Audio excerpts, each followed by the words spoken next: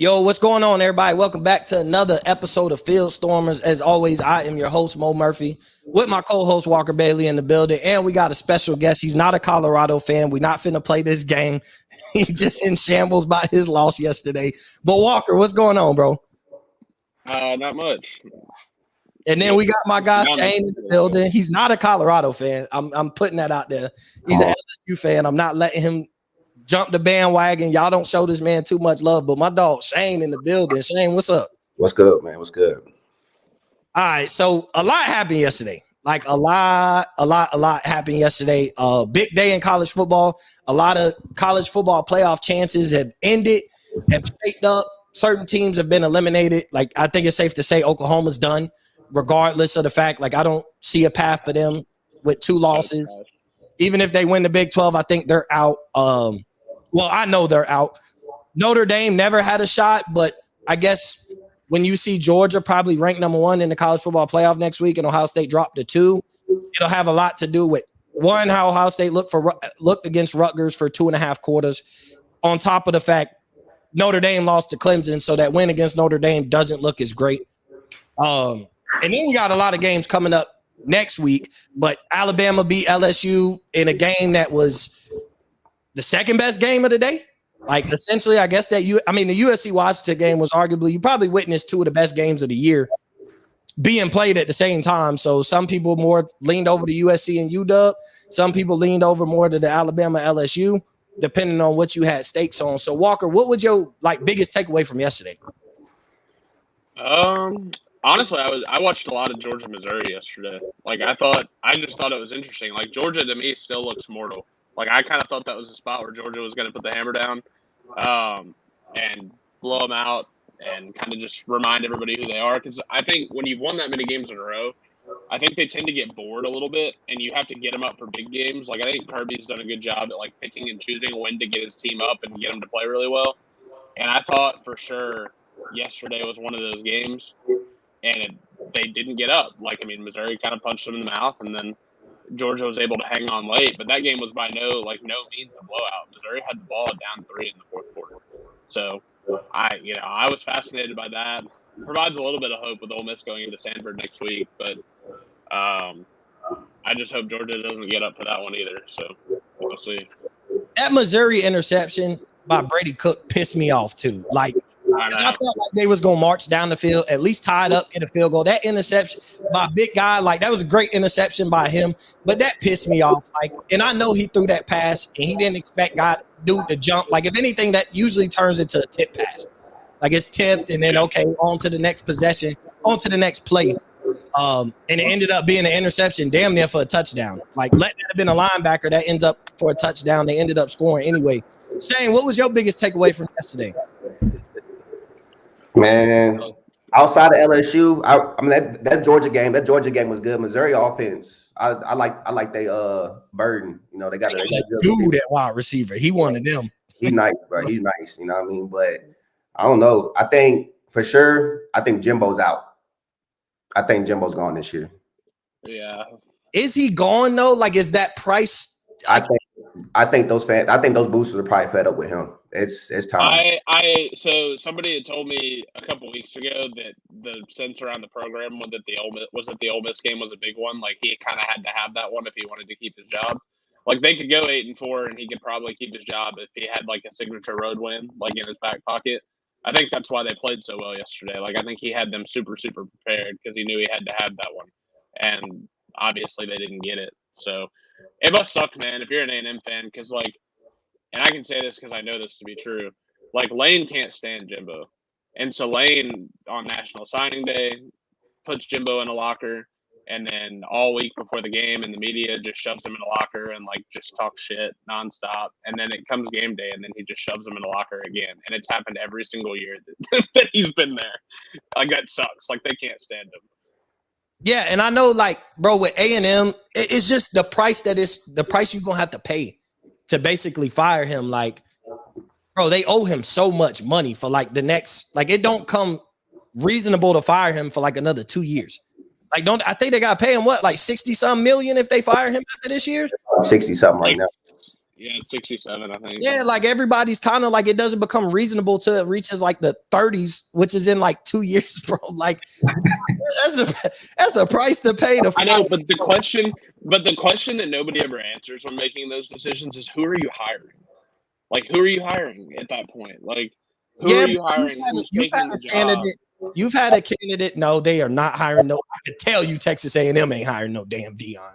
I could promise you that. But you've had a candidate in your pocket, but I don't see him.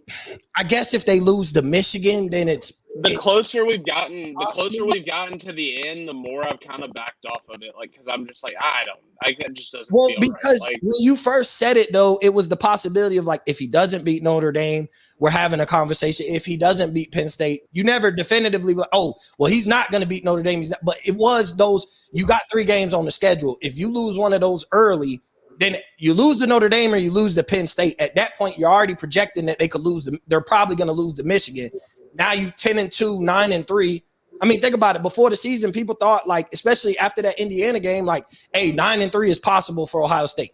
Instead, they're sitting here at 9-0 with only one possible loss left on their schedule, which is against Michigan. I know Rutgers played them tough for 2.5 quarters. I get it. Kyle McCord is not a guy. I understand that. And I'm going to get into that real quick. The problem I have with Kyle McCord, he don't have to be great. I've seen Georgia with a game managing guy who can make plays and a great defense win back-to-back national titles. All I'm asking is for you to be average, make plays when you need to, and just manage the game. And he can't do that. Like, I get he's not we've been spoiled with elite college quarterback play. Don't care what they go and do in the NFL. At the end of the day, CJ Stroud, Justin Fields, Dwayne Haskins, JT Barrett, Braxton Miller, like Terrell Pryor, you go back, we've been spoiled with elite college football quarterback play. We're just asking you to be average. Manage the game. Just be a game manager, and he can't do that. Throws an interception, looks terrible against Rutgers. Another week, 2 weeks in a row where you basically have to hand the ball to Travion Henderson to carry you to a dub, and then you expect Marvin Harrison Jr. They double teamed him all game because they basically was like, if you're going to beat us, you're going to have to throw to somebody else. He proved he can't do that. We already knew that going into this. And then at some point, you can only hold Marvin Harrison Jr. down for so long before a great player makes plays, and he did that on back-to-back touchdowns on drives. But, like, is Ohio State really bad, or is it just they're a quarterback away from being a national title favorite? Because that's what I think they are. I think if they had a little bit better quarterback play, they'd be the national title favorite. But everybody else like, oh, they're trash. No, I don't think they're very well coached, and I think they're bad at quarterback, which makes you probably not all that great. Like, as far as, like, relevant for national title, like, you're still a great football team, but, like, or a really good football team. You're just not better than the other 3 teams that are in that conversation, other 3 to 4 teams that are in that conversation. So you think Ohio State doesn't beat the top 5 teams? Ohio State, Ohio State, Florida State on a neutral field in a playoff game, I would take Florida State. Like Ohio State, Washington on a neutral field in a playoff game, I would take Washington. Like Ohio State, Georgia on a neutral field, I would take Georgia again in a rematch.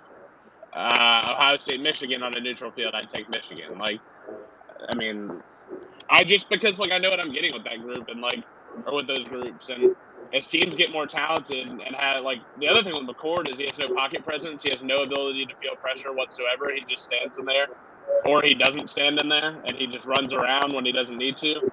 And I just think, I don't know. I think when you have those kinds of things or problems at quarterback, I think it's hard to win big games. I mean, that's what Michigan had issues with J.J. McCarthy last year. Like, and I know they scored 45 in that game, but like, kind of the moment they got outside of conference, he threw like 2 crucial pick sixes, and they got him put out of the playoff by a super inferior team. Yeah, the one team that they didn't send somebody to go scout is the team that they weren't prepared to play. Yeah, crazy coincidence how that happens. But I'm gonna leave the whole Michigan thing alone. Hey, Mr. CU fan for life. What you think about Colorado at this point? It's the first year, man. It's the first year. You know, you gotta give Deion some time. It'll get better. They gotta fix some things in the trenches. You know, they soft up there, but you know, his son's getting killed, man.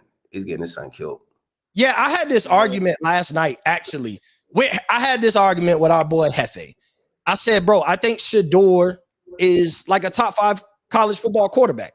I said maybe, and I was like maybe top 7 because he named me about 4 guys easily that I would take over him. And he was like, well, bro, I'm like, he's getting sacked. Like, you put Shedeur at Ohio State and you tell me, like, he's not a massive upgrade over Kyle McCord. You tell me you don't look at Ohio State differently with a guy like Shedeur. And it's like playing the whole, well, if he was in a different situation. But I'm like, all the other guys that you named are in Michael Penix in an ideal situation to be elite. Caleb Williams, you don't have to take those guys ahead of him and say if he was in a better situation. But talent-wise, I think Shedeur is a top 7-ish quarterback in college football. I don't care what you think he'll go do in the NFL. I don't care. I'm talking about for college football. Walker, you think that's safe to say he's like a top 7 college football quarterback?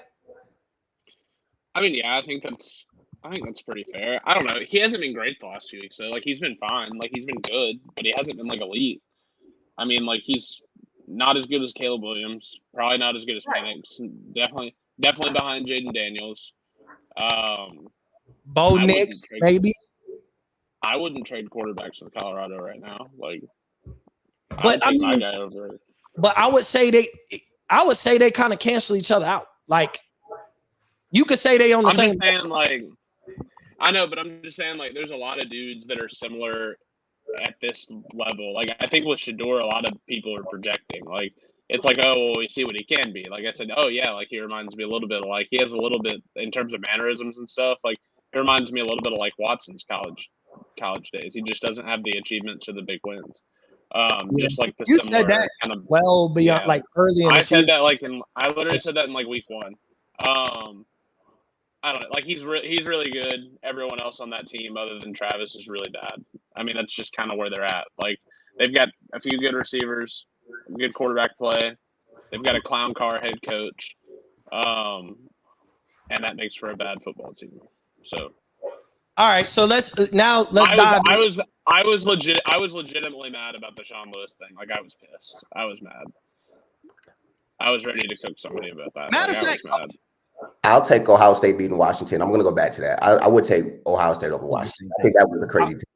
I didn't think like I watched, and we talked about this before we started the show. I told Walker, I said I watched that Washington game and didn't feel like that was a team I would be. I don't want to say worried about, like we would blow them out.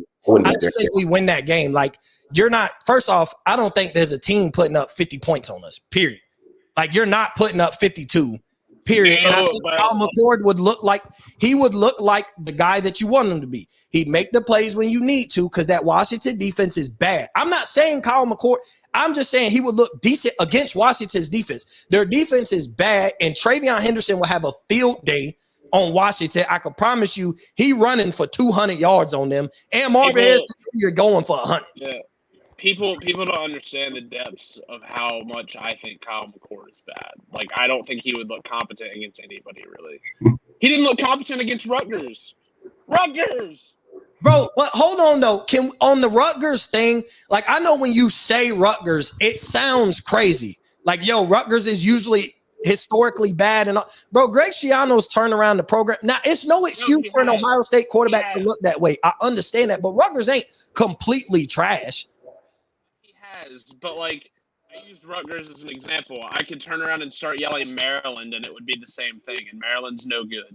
Like I'm just saying, like the teams that they would play at that level are significantly more talented than the teams that they're currently playing, and like McCord's having a really, really hard time.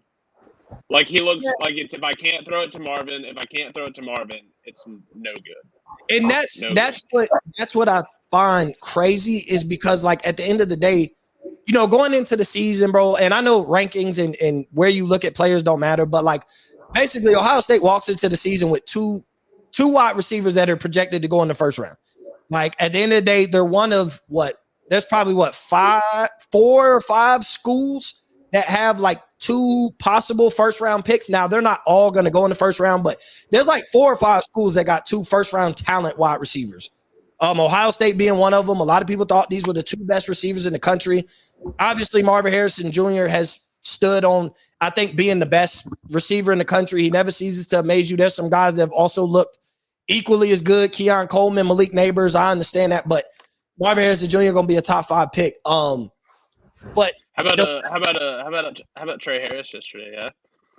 Here you go. Like, yes, he looked Hey, great. he was making some catches, bro. He looked great. Don't get me wrong. Like he did. I will say this. I'm not saying like he would be a back end first round guy if he hadn't gotten hurt and missed a bunch of time. Like if he had stayed healthy, his stats would be probably like comparable to some of these other guys. Like he missed 2 games and he still has 800 receiving yards and 7 touchdowns. Like he's averaging over 100 yards a game. Like I mean, he is having like a year. Like it wasn't one game. Like that's what I got a text from some A&M people yesterday. They were like, "Who the fuck is this guy?" And I was like, "See, like you just haven't been watching ball. Like I mean, Well, he's you been gotta making think about plays it. all year." A lot of people probably like they don't just flat out watch Ole Miss either. Like, you know what I'm saying? I know. That's what I'm saying. And then when you have him get hurt, or like he missed every snap of the Tulane game. He missed a lot of the Georgia Tech. It's like you're losing games in the process or whatever. And so people are like, "Oh, well, now he's playing the big games, and I haven't seen him all year." And then he's out here doing like the catch yesterday was nuts. Like the one-handed catch was bonkers. That was nuts. He also had an incompletion. He got in the back of the end zone. There was another one. Yeah, there was another one that was an incompletion that was not quite as good as the first one, but it was basically the same. Like it was. It's one of the best incomplete passes I've ever seen. He had like. Yeah, and he had like 230 yards yesterday. Like it was stupid. Yeah, he did, bro. He did go crazy and like probably had the best performance from a wide receiver yesterday. Like probably hands down. I mean, yeah, he had 11. He had 11 that matter. for 213. He had 11 for 213 and a touchdown. Like Dart threw for 387, and he had 213 of it. Yeah, like Neighbors went for 170 on Bama's defense. That's not. Yeah, you know it's but 230, like two. Yeah, but Bama's defense is like a top 5 defense. He went for 170 on them. Yeah, and good way to segue into that game. First off, that's why I'm here. First off, I want to talk about the elite legs of both Jalen Milroe and Jayden Daniels because they were just having a runoff. Who's going to have more rushing yards? Who's going to have more rushing touchdowns? Who's the better running quarterback? Like they just took turns having a track meet. Jayden Daniels had like 150? He had 150 or right under 150 rush yards. Jalen Milroe had like right over 150 rush yards. But Shane, since you're the LSU fan, I know you watched all 4 quarters of the game. What was your biggest issue like on why y'all lost, essentially? Our defense sucks. Our defense sucks. We couldn't stop him from it. Was the same thing. It was just quarterback run after quarterback run. You got Harold Perkins in coverage. You got him rushing on the edge, but he's just going too wide and gives Milroe room to escape. It's just we can't stop nobody. We can't stop anybody. But why? Like the thing is, bro, like LSU is historically like been like had good defenses. Like you're not used to seeing them this bad. Not this bad. I'd say the biggest concern is probably the cornerback situation. I mean, we took 4 corners out the transfer portal in the offseason, and neither one of them are playing right now. So we're lacking a cornerback. Like I might be able to suit up and probably walk on right now. The cornerback situation is bad, and when you're limited at corner, it limits what you can do as a defense. We can't play man because we don't have any cover guys. So now you're in zone. You got Harold Perkins playing in the nickel. It's just they're lacking players. They're lacking players.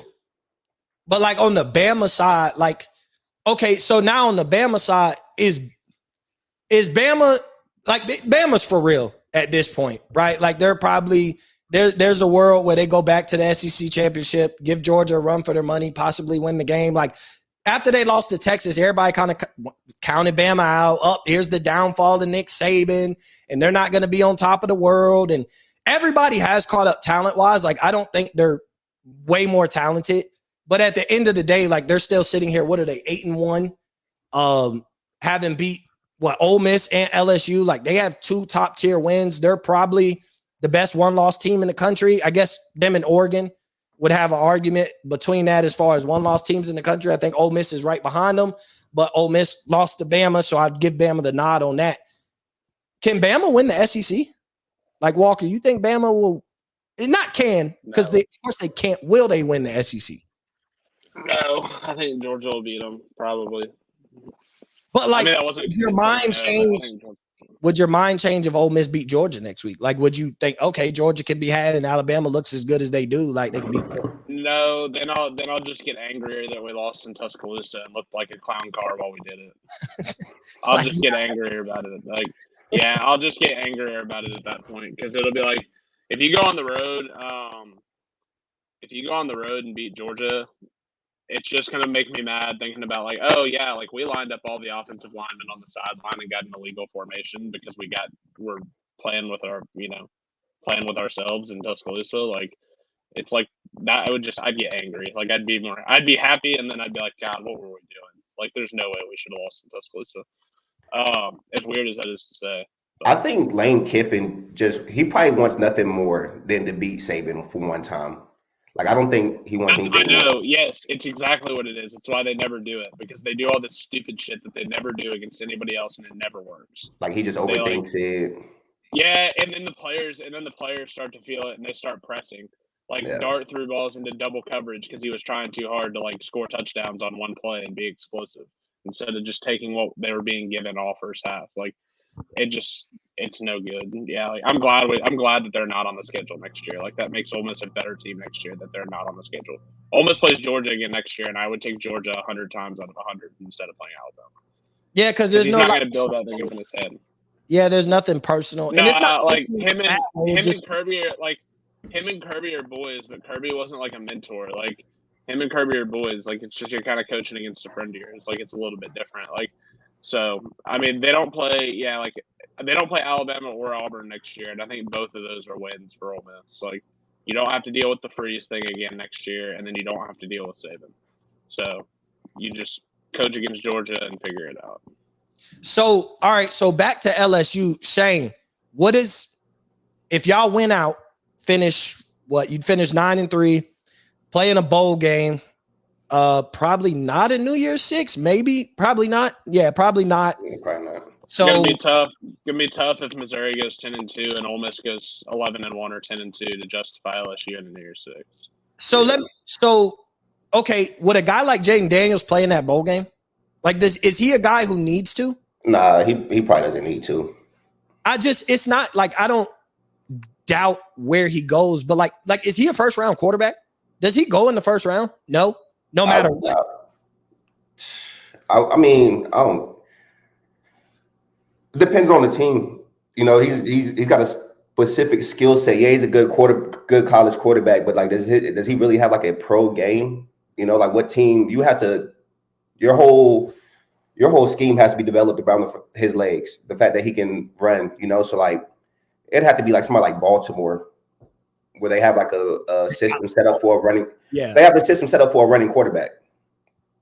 Yeah, but he takes way too many shots to survive in the NFL. He runs straight up and gets blown up like 2 or 3 times a night. Where you're just luckily they force fed him when he got to LSU and he gained like 20 pounds of muscle, because if he was like $180 when he got to LSU, and that's not. Yeah, he was small at Arizona. Yeah, that wasn't going to survive in the SEC. Like, so luckily they fed him when he got here.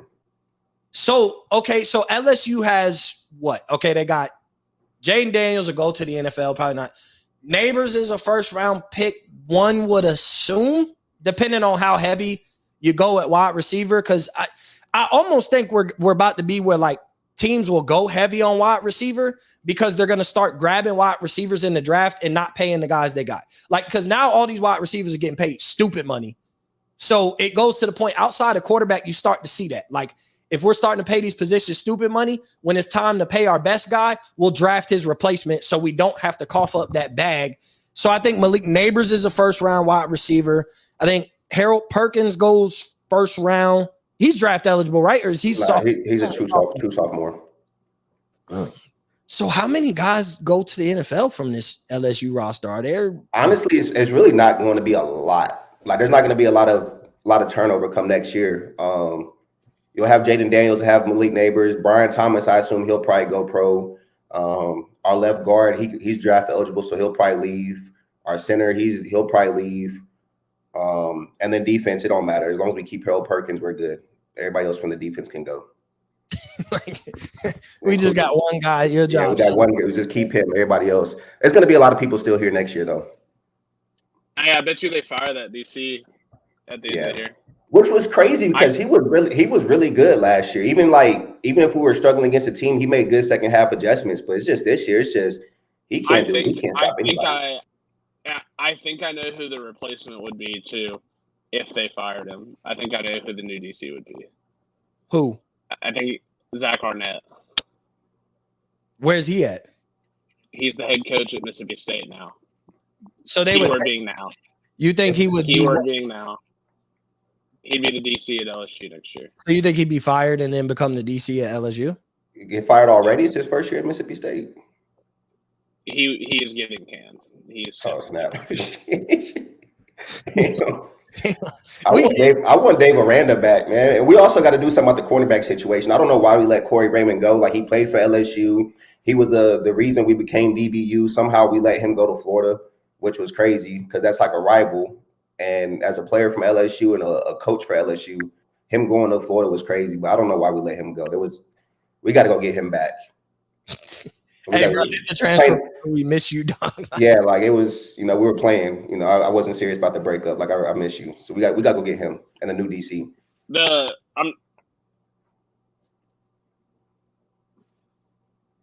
Hold on, what? Oh, Walker and froze on us. Oh man. And then he gonna come back in here and just be still like mid-sentence, like oh yeah, caught back up to me, buddy. I heard everything you said. Hey, so Shane, did you watch any of that Ohio State game yesterday? No. No. Well, no. Damn. Walker, you back? Y'all played too early. I'm good. All right, what'd you say? What were you saying? I was fixing to say the Arnett thing's funny. Like, they're gonna fire. Like, their fans can't wait for him to be fired. Like, and I know like nobody else has watched State this year other than me, but like they beat Arizona and that's pretty much it. And they beat Arizona forcing 5 turnovers, but like they haven't scored an offensive touchdown now in a long time. They didn't score one yesterday. They kicked a field goal. That was it. What he's trying to do with that team is like a complete 180 of what their system was set up for. Mike Leach ran the air raid. He's trying to, run the ball. They're not built for that. Yeah, but they're not built for the air raid either. Like, they're just not talented or good. They're bad. Leach, I like Leach because Leach didn't have offensive success either. Like, they won 9 games last year, but they won it because they played really good defense and they scored at the right times. Like, they didn't. It's not like they were Washington State scoring 35 points, 45 points, whatever. Like, they played really good defense. And then, obviously, unfortunately, he passed or whatever, and then Arnett got promoted and wasn't ready.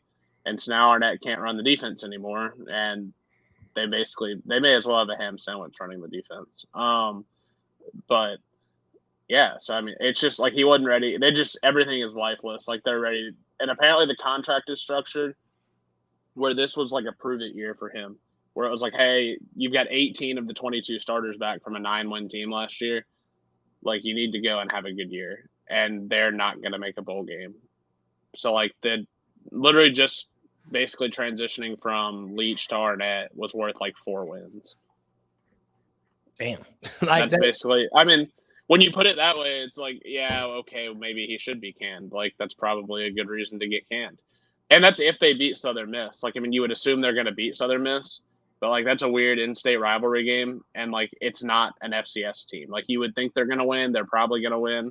But you're going to have to at least show up and strap the pads on. But they're not winning in College Station. I mean, I watched A&M yesterday. They're not beating that team. They're not beating Ole Miss. I mean, that's it. Like, they're gonna go 5-7 with a team that had 18 starters back from a team that went, like, 9-4 last year. Yeah, that's definitely not a good look. It's fireable offense. Yeah, so I want to talk about like, I don't really want to talk about USC per se, but I'm also want to talk about Lincoln Riley. Like, forget everything. Bro, Lincoln Riley and Caleb Williams combined together, Oklahoma, when he finally won the job in Oklahoma, or didn't really win the job, they just benched Spencer Rattler, came back, beat Texas, and that game meant everything, became the starter. Bro, they don't really have a big win since then. A loss to Tulane, twice, 3 times to Utah. You've lost in the past 2 seasons, you've lost to Utah 3 times. You lost to Tulane in the bowl game with Caleb Williams playing. You've lost to Washington. Who else they lost to? They got abundant. You lost to Notre Dame, who that loss looks even worse now because like they ended up losing to Clemson. This is a team who's lost to Clemson, Louisville, and Ohio State. That's their one good loss. I mean, Louisville's actually not a bad team either. Louisville's actually turned out that's not a bad loss, but you lost to a 3-loss team. You lost to Utah 3 times. You lost to UW. You probably lose to Oregon next week. You may not beat UCLA. I don't know. You go into triple overtime with Arizona. You open the season against San Jose State and don't look the greatest. Like, is Lincoln Riley, is he essentially overrated as a coach? Like, he's just a great offensive coordinator. Yeah, like because that's what But if you look at their look at their points, they're putting up 40-some points a game. The offense is doing what they need to do. Is just as a head coach, he needs to look at the defense and he needs his loyalty. His defensive coordinator has something on him because there's no reason why he should still have a job. That's like, kind of where you get it is he's too busy. Like if he would stop hiring his friends and hired people who were competent, then he'd probably be pretty good at this. Yeah, but he won't do that, and so that falls on him. His loyalty to Alex Grinch is insane, though. Like, because it's like, bro, we're not gurus. We don't know everything. But when we're sitting here and having the same conversation about Alex Grinch week in and week out for like the past 3 years, like he should have been somebody you don't bring to USC. Like, all right, I'm coming. It's a fresh start, West Coast. You bring Alex Grinch to USC. He was the problem last year. I mean, Tulane went crazy on them offensively, like killed their defense. They couldn't stop a nosebleed. Then, you know what I'm saying? Utah goes crazy on them twice. Like, and everybody in the world knows, like, people who just casually watch college football be like, dang, you score 42 and you lose. And like, that's usually how you lose is like you score 40 and don't win a lot of those games. Like, man, maybe something's wrong with the defense. And it's Alex Grinch. So if guys like us know this, like, how doesn't he just fire him? Like, I know loyalty and friendship, like I get that part, but like your job is his job ain't on the line this year. He's not looking to get him fired. But like the success, you're holding back your own success of where you could take USC to. And I'm gonna be honest, you can't bring Alex Grinch to the Big Ten. You cannot bring Alex Grinch to the Big Ten. If they can't stop none of them schools over there in the Pac-12 and you're bringing Oregon and Washington's coming over to the Big Ten, you can't bring Alex Grinch over to the Big Ten, bro. Like you can't. You very well can. You cannot come to the Big Ten and not play defense. You can't. Because a lot of those games be boring-ass slugfest, but you cannot be the team that does not play defense. You will not win a lot of games. That's the get right game. You see USC on the schedule, you're like, okay, this is a chance for our offense to get some confidence. Like Kyle McCord, he'll probably look great against USC. Like that's a Kyle McCord. Hey, let me show y'all. I'm actually not that bad.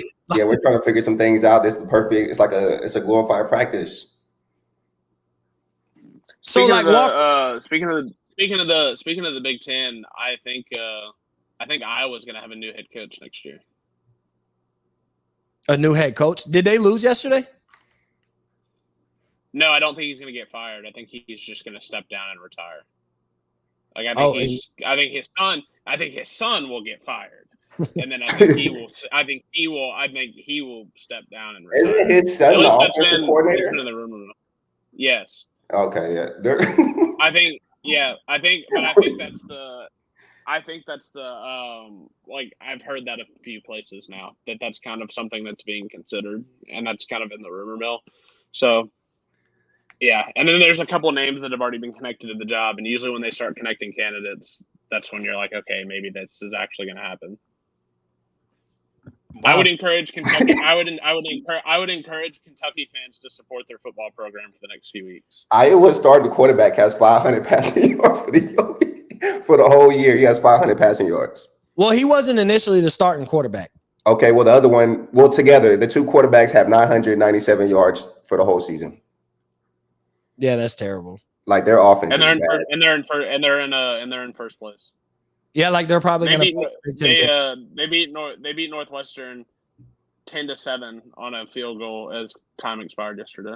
Yeah, their final scores are crazy: 10-7, 12-2, 15-6, 20-14. Like they don't put up no points. But they do have an elite defense. Yeah, Like, they is good on defense though. I wish they played Ohio State. That would be must-watch TV for real. so it wouldn't. That would probably be a 17-9 game, dog. That would not be must-watch TV. Who's scoring? I don't know about anybody scoring 17 in that game. Hey, whoa. Marvin Harrison Jr. It would legit be like 10-0 because I don't think Iowa would score at all. I think it would be like 10-0. Like Hey, And listen. Iowa would cover the spread probably. I'd take the under in that game. I probably would take the under in that game. The under is going to be like 24.5. No, the fuck. It's like 23.5. I took Iowa Northwestern under 29.5 yesterday and literally never sweated. Yeah, I mean 10-7. I would have never been, bro. 17 points in a game combined in a college football game is crazy. I wonder who they play. Who do they play? Oh, they play Rutgers next week. That's going to be nasty. Oh, that's gonna be 6-3. It's probably gonna be Yeah, I wonder what the total. I wonder what the total on that game is. I'm about to go see if I can find it. Where is Rutgers? New York or New Jersey, something like that. It's New York, Piscataway, New Jersey. Yeah, The I guess- over under for Rutgers, Iowa. The over under for Rutgers, Iowa next week is 28.5. Sheesh. I think I might have to jump on that. Hammer it. And take all player props under. Take all the Iowa, under yeah. receiving yards. Iowa's a 2.5 point favorite. The total is 28.5. So the score is gonna be 13-10. Yeah, Maybe. and yeah, that's about right. Yeah. And I don't see like maybe That's gonna be the overtime score. Rutgers might have a little bit of like confidence because there were moments where they looked decent at times offensively against Ohio State's defense. So Bro, they're 6-3. Well, they're no, but I'm saying like offensively, and we know, bro. Here's why I know that game's gonna go under. Rutgers will take 10 minutes off the clock to march the ball down the field. They don't snap the ball anything less than 5. It's got to be under 5 seconds left on the game clock. They keep everything in the sidelines in the field of play. They don't run out of bounds. They don't play a hurry up offense. Like yesterday watching the game, like I'm sitting here and I'm like, bro, if Ohio State don't like get that, like if they don't get that pick 6, like, hey, and they keep giving up these field goals, like they're in trouble because even if they score, like Rutgers is wasting 7, 8, 9, 10 minutes off the clock. Like you're only, if we would have got the ball back, if we didn't get that pick 6, they kick a field goal and we get the ball back and don't score. Like now you're nervous because you're like, bro, they're about to take another 8 minutes off the clock. We have 1, maybe 2 possessions left. That's how Rutgers plays football. They play defense and they play slow offensively. Rutgers may win 8 games this year. If they beat Iowa next week and they beat Maryland at the end of the season at home, then they would be 8-4 when the year ended. And that's not like that's a hell of a year. Right? Rutgers, like that's Greg Schiano walking in and being like, "Hey, hope you enjoyed it because that's as good as it's gonna get." Yeah, we ain't getting no better than this, dog. Like, and you got some guys coming in. You got USC, you got Oregon, you got Washington walking in here too. I hope y'all enjoyed. I hope y'all enjoyed that year because it ain't getting better than that. I hope y'all enjoyed that in the Music City Bowl, bro, because that's about as good as it gets. How long has Tua's little brother been in college? It feels like forever, but I think he's only a senior, like a true senior. He's legitimately like he's like the most mediocre quarterback ever. He's just good enough to make you like hop on the bandwagon, and then he goes and plays a big game, and then you're reminded why you were not on the bandwagon to begin with. But he was at Bama when Tua was like. Yeah, he went to Bama, and then it was pretty clear that he was never going to play, and so he was like, "Well, let me get up out of here." And Locks had just taken the head coaching job at Maryland at that point, so he was like, "Ah, shoot, like I can go play in the same exact offense and just go somewhere that has no talent, and I'll play there." Because at that point, Maryland I don't even remember who they had just fired, but like they were awful at that point. So Locks got there, they had no quarterback. He was like, "I'll just go play for my OC at Maryland." Still in the Power 5, like not gonna have to go to some small school or something, you know. And ended up working out for him. Bro, it's crazy because it's like he will have a really good game, and you look at his numbers, be like, "Hey, Tua little brother ain't that bad," and then like he'll turn around and throw for like 150 yards, 2 interceptions. He'll turn around. he'll turn around and do something like he did at the end of the Ohio State first half, and you're just like, oh, that's why you're in Maryland. Like, and that was the reason. Like, I'm not saying Maryland was going to beat Ohio, but that changed where like, okay, Ohio State's going and they're taking off from here. Like he handed Ohio State a win. Like, just here, I don't even want to play today. Here y'all go. Because I think he threw what, 2 picks, had a fumble. Like he played absolutely terrible, but it wasn't even like, oh, Ohio State made plays defensively. It was just like he handed them the ball. Like, here, you want an interception? Here you go, buddy. Like, I'm like, bro, what is he doing? And he had played great the week before. Like he had like lit up the scoreboard in the stat sheet the week before. And I'm like, damn, Maryland got offense, still, because by the time we played Maryland, we wasn't sure like how good is our defense. We haven't played enough teams for me to really be all in on this defense is really elite. And then he just came and I was like, well, either we're elite or he sucks, or it's a little bit of both. Like we're kind of elite and this guy kind of stinks. So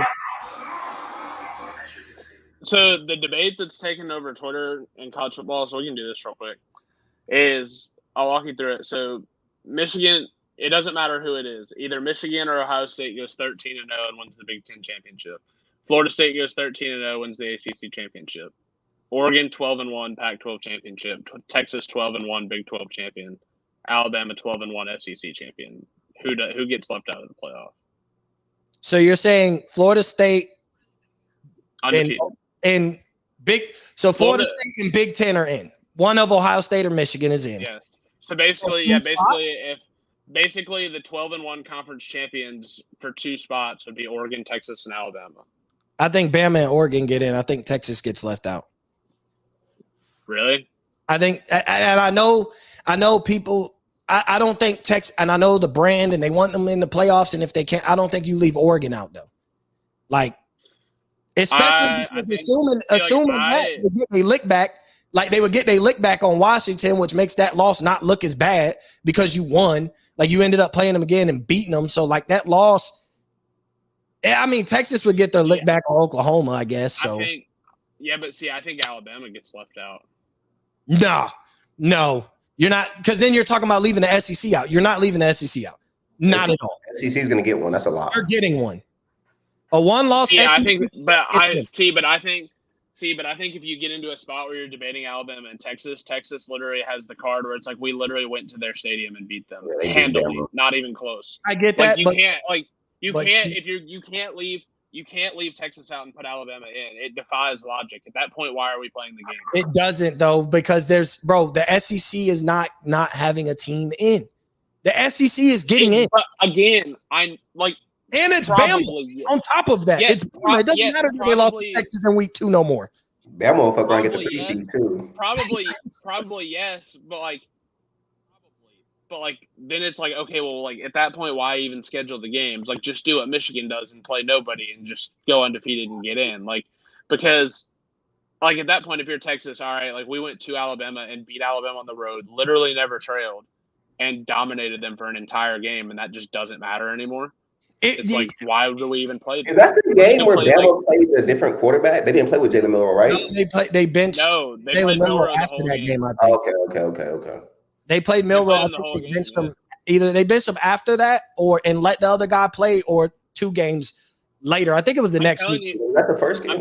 I'm telling you, they would either leave Alabama or Oregon out. Texas would be locked in because of the head-to-head with Alabama. Because you can't leave them out. You can't explain it. You can't make it make sense. So about college football, one of these teams is going to have a loss. Like when one of these teams is going to lose another game in the next couple of weeks. Texas. It won't be Alabama. It probably will be Texas. It's not going to be Alabama. Yeah. It'll be Alabama Texas. won't lose again before they play Georgia. So, and they will probably lose that game, but yeah, I mean, I guess. Well, and Oregon's going to lose one too. So. But it was also like the thing is though, like it was almost Texas yesterday. Like if Kansas State just kicks a field goal and goes into another overtime, like instead of they played like they had nothing to gain when they still, like if they win that game yesterday, they still could have been in the picture of playing in the Big 12 championship. Like I don't know what they were doing as far as let's go for it as if they're a team playing for nothing. They could have been playing for still being in the picture of the Big 12. You kicked that.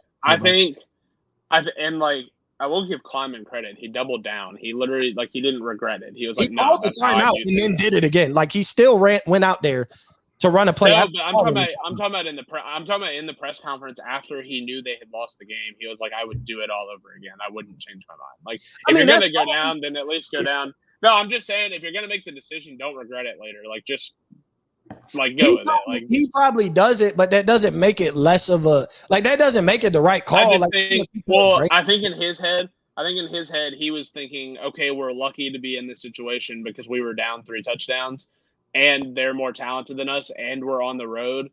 So like us beating them the longer this game goes is probably unlikely. So yeah, but you're playing on a smaller field. Side. You had your way with Malik Murphy. You're playing on a smaller field. You just held them to a field goal, like literally. I understand. The time. I'm not trying to. I'm just like basically playing devil's advocate. I'm not saying he made the right decision. I'm just saying in his head he probably was like, listen, like he was like, we're the less talented team. This game should have been over a long time ago. The fact that we have one play from like the 4-yard line with a chance to win it, like I think we all would have taken that. So like let's go ahead and try to win it now as opposed to just trying to get a stop against an offense that we know we're significantly less talented than. Like, yeah, I get it. Like, I get it. I get why he did it. It's not what I would have done, but I understand his thought process and like why he did it. It's like, just I would have played yourself out of the Big 12 championship. Well, and I think I heard on the broadcast too. I think they had just missed a chip shot field goal like not long before. Like I think they had just missed like a 28-yard field goal or something. Where he was probably a little gun shy on the kicker too at that point, where he was like, I don't know about him. I'm going back to see if I can find the missed field goal, but they missed a 27-yard field goal. So I think he probably was like, I know, but that's what I'm saying. Like, so you say like, oh well, yeah, maybe he should have kicked it. It's like, well, they had just missed a 27-yarder, so it's probably not that simple. I mean. Yeah, that one's a 21-yarder. It's basically an extra point, but your kicker must be buns. He just missed an extra point a minute ago. So that probably also factored. Like they were probably like, well, we just missed an extra point on the same exact end of the stadium and all of the reasons I laid out prior. Yeah. Like maybe we should just go ahead. Maybe we should just go ahead and try to win it. Because then if he kicks it and they miss another chip shot field goal, aren't we calling him an idiot for running out the kicker who had just previously missed a chip shot field goal? Like, aren't we like, why are you trusting your kicker at that point? Like, why are you? So I don't know. I think it was a lose-lose if they lost the game. Like, and their kicker's buns. Like, he's been buns all year. He's like 6 for 11 on field goals. He just sucks. Yeah, I mean, I guess that's a possibility. But hey, we're gonna go ahead. No disrespect to I was gonna say no disrespect to K-State's kicker or anything. No offense, but. Well, we're going to go ahead and close this show out. We appreciate everybody for tuning in. We appreciate everybody for listening. I'm Mo, that's Walker. And at the bottom, that's my guy, Shane. Make sure y'all check us out at Off the Ball Network. Go to SeatGeek, use the code Off the Ball Network to get $20 off your first purchase. It's college basketball coming. It's college football season, NFL, the NBA just started back up. NHL, plenty of live events, concerts, all that. So plenty of things going on over the next few months where you can use that and put some money in our pockets. So we appreciate everybody for tuning in. We appreciate everybody for listening.